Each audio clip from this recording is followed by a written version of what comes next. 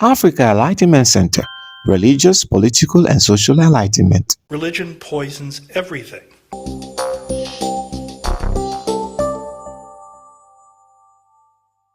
So, religion is ultimately incapable of leaving people alone.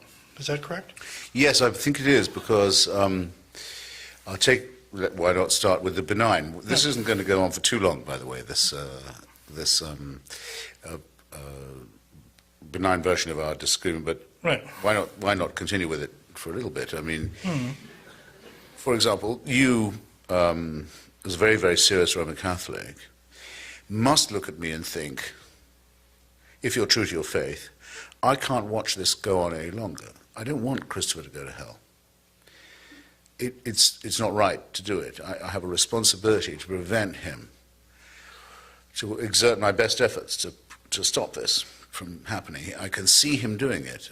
It's like watching a friend become a hopeless alcoholic or a drug addict or a serial killer. I must intervene. I may not watch this. I must do my best. And I know that you ought to be thinking that, and it makes me very nervous.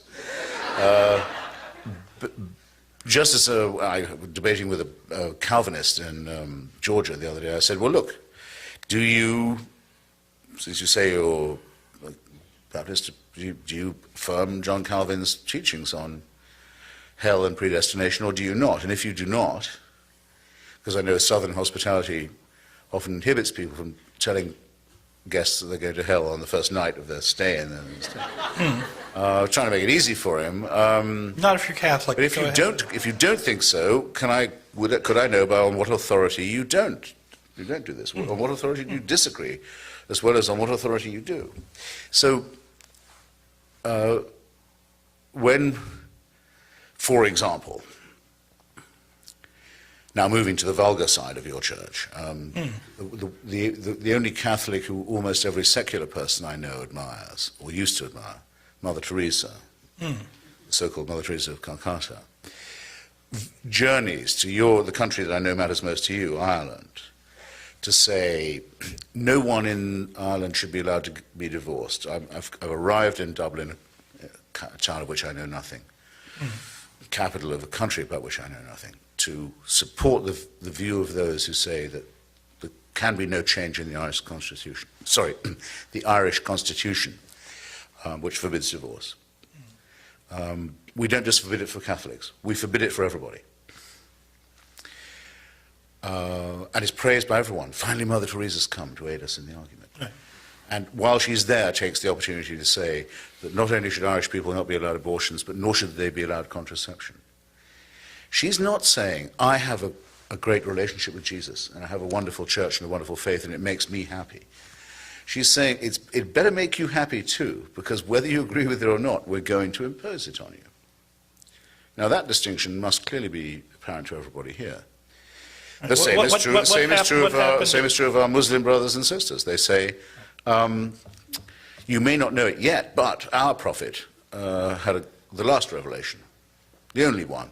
Right, the final one. There's always a final revelation. Ultimate one. Your revelations were not bad. We agree with you about the virgin birth. We agree with you about various of the more horrible Mosaic prohibitions. You notice that Islam plagiarizes from Judaism and Christianity only the most horrible bits and leaves out the Greek stuff. It does.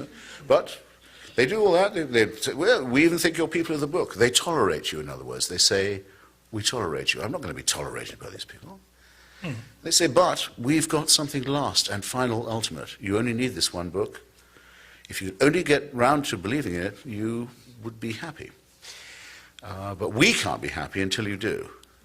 Now, I'm very sorry, I'm extremely sorry to say this, and I'll put it as mildly as I can, but I decline to be spoken to in that tone of voice by anybody. I hope that's plain. Fair enough. I hope that's absolutely plain. I won't be talked to like that. I'm not going to be tolerated by the admirers of an illiterate Middle Eastern peasantry. No.